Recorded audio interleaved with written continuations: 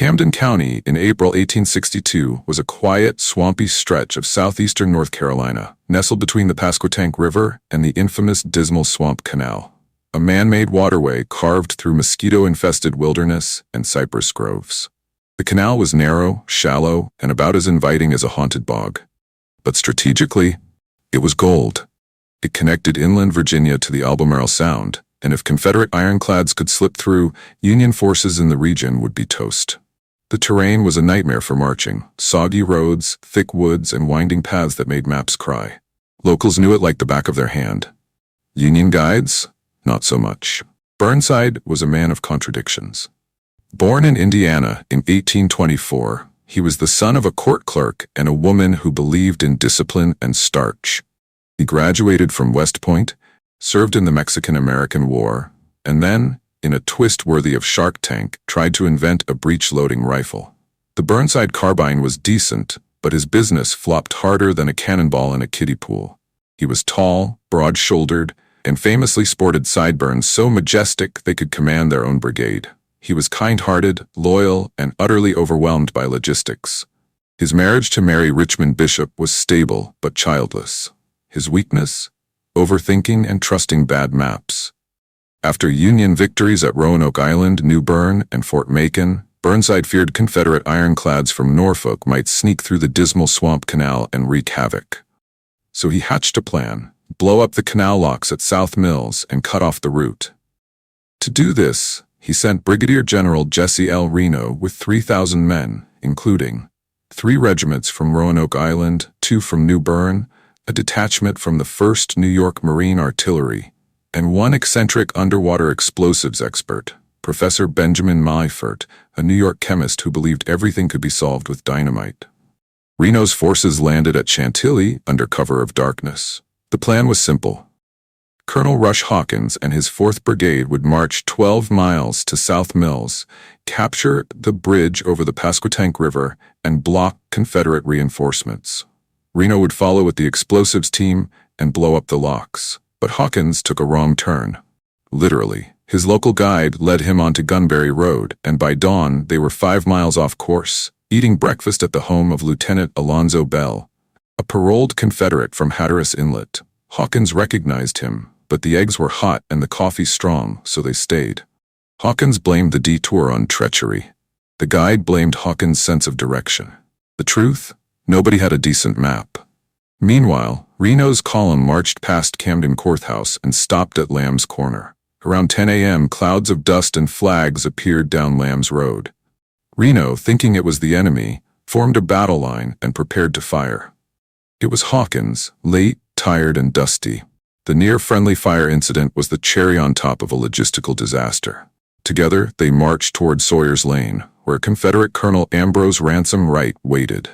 Born in Georgia in 1826, Wright was a lawyer-turned-soldier. He was married to Louisa Wright and had several children. He was known for his fiery speeches, iron will, and ability to rally troops with nothing but a glare and a cup of coffee. He had just 900 men: 3rd Georgia Infantry, Farabee's North Carolina Militia, Macoma's Battery, Gillette's Southampton Cavalry. They dug in near Sawyer's Lane, ready to defend the canal. Wright's weakness? Overconfidence. His battle plan? Hold the line, pray for reinforcements, and shoot anything blue.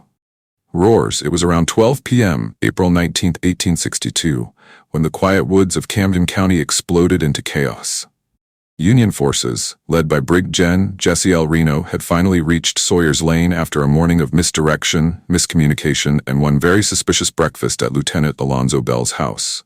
Just as the column began to form up, Confederate artillery opened fire. 3 guns from Giles Light Artillery, positioned like angry hornets behind a thicket of trees, let loose a barrage that halted the Union advance cold. Cannonballs tore through branches, kicked up dirt, and sent blue-coated soldiers diving for cover. Reno, realizing his men were sitting ducks, hurried the Union battery to the front. What followed was a 3-hour artillery duel that turned the forest into a fog of smoke, fire, and deafening booms. Trees splintered. Horses panicked, and somewhere in the chaos, Professor Benjamin Melfort muttered, "I brought explosives for this?" After the cannons had sung their song, it was time for the infantry to dance. 5 companies of Colonel Ambrose Wright's 3rd Georgia Infantry, backed by those 3 artillery pieces, held firm against over 3,000 Union troops. That's right, 400 Confederates versus 3,000 Yankees. Wright's men fought like devils. They fired from behind fences, trees, and hastily dug trenches. Their commander, Wright, stood tall in the smoke, shouting, "Hold the line, boys.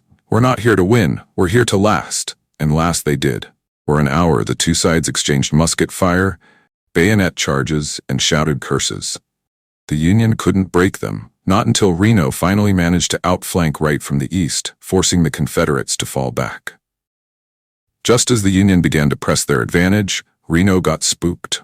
Reports came in of Confederate reinforcements approaching from Norfolk, a flanking maneuver that, in reality, didn't exist.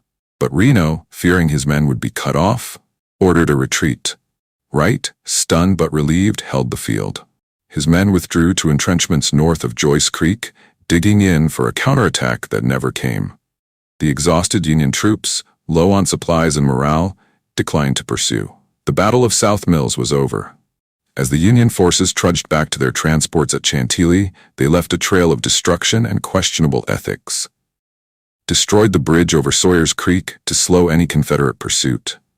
Freed prisoners from the local jail, some of whom were probably just drunk farmers. Stripped the store of a known Southern sympathizer of all its merchandise. Stole the gems of local belle Ryan Hall, whose jewelry collection was reportedly liberated for the Union cause. Used Camden Courthouse as a rest stop, where soldiers napped on legal documents and carved initials into the judge's bench. The route back to Chantilly was littered with looted goods, barrels of molasses, crates of tobacco, and one very confused chicken. And the locks at South Mills? Still standing. Untouched. The mission's main objective was a bust. Union losses: 13 killed, 101 wounded. 13 missing Confederate losses, 6 killed, 19 wounded, 3 captured. Burnside later admitted the mission had limited success. Translation: they didn't blow up the locks, didn't stop the ironclads, and didn't even get decent souvenirs. But they did learn one thing: never trust a local guide with a Southern accent and a crooked map. Wright, hailed as a hero in Georgia, wrote to his wife, "We held the line, but I fear the war will not be won in swamps and ditches." Burnside's plan: bold, but executed like a blindfolded juggler. Wright's defense: improvised, gritty, and effective. Terrain: the real MVP: swampy, confusing, and unforgiving. Outcome: technically inconclusive. Strategically: a Confederate win. As the sun dipped below the trees at Foster's Farm and Sawyer's Lane, both sides counted their dead and wondered what it had all meant. Burnside would go on to command at Antietam, where his sideburns outperformed his tactics. Wright would rise to brigadier general, fighting at Gettysburg, and earning a reputation as the man who could hold a line with a glare and a handful of Georgians. The Battle of South Mills was a footnote in the grand saga of the Civil War, but it was a footnote written in blood, sweat, and the stubborn resolve of 2 men named Ambrose. Subscribe to our channel for more epic Civil War storytelling, battlefield drama, and historical intrigue. This has been South Mills, the clash of